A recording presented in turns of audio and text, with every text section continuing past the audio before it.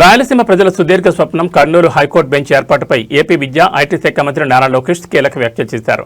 కర్నూలులో హైకోర్టు బెంచ్ను తానే స్వయంగా సాధించి తీసుకొస్తానని ఆయన హామీ ఇచ్చారు.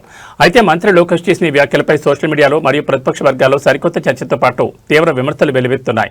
కర్నూలు పర్యటన లేదా బహిరంగ వేదికల్లో మంత్రి నారా లోకేష్ మాట్లాడుతూ సీమ ప్రాంత అభివృద్ధి కట్టుబడి ఉన్నామని, కర్నూలులో హైకోర్టు బెంచ్ తీసుకొచ్చే బాధ్యత తనదేనని స్పష్టం చేశారు. అయితే గతంలో వైఎస్ఆర్సీపీ హయాంలో రాయలసీమకు న్యాయ రాజధాని లేదా హైకోర్టు ప్రతిపాదన వచ్చినప్పుడు టీడీపీ మరియు దాని అనుకూల మీడియా వర్గాలు చేసిన విమర్శలను నెటిజన్లు ఇప్పుడు గుర్తు చేస్తున్నారు. కర్నూలులో హైకోర్టు పెడితే మహా అయితే 2-3 జెరాక్స్ షాపులు మాత్రమే వస్తాయని గతంలో ప్రచారం చేసిన వారు ఇప్పుడు తామే బెంచ్ తెస్తామని మాట్లాడడం విడ్డూరంగా ఉందంటూ విపక్షాలు కౌంటర్లు ఇస్తున్నాయి. రాయలసీమ ప్రజల ఆకాంక్షలను రాజకీయం చేయకుండా తక్షణమే హైకోర్టు బెంచ్ ప్రక్రియను పూర్తి చేయాలని ప్రాంతీయ ఉద్యమకారులు డిమాండ్ చేస్తున్నారు.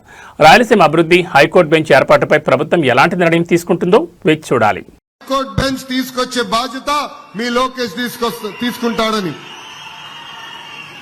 90 రోజుల్లో కర్నూలుకి హైకోర్టు బెంచ్ తీసుకొచ్చే బాధ్యత నేను తీసుకుంటున్నానని ఈ సభాముఖ కర్నూలు ప్రజలందరికీ నేను తెలియజేస్తున్నా.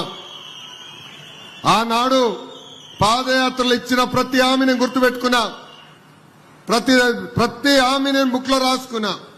ఒక పద్ధతి ప్రకారం హామీలు నిలబెట్టుకుంటూ వెళ్తున్నాం. ఈరోజు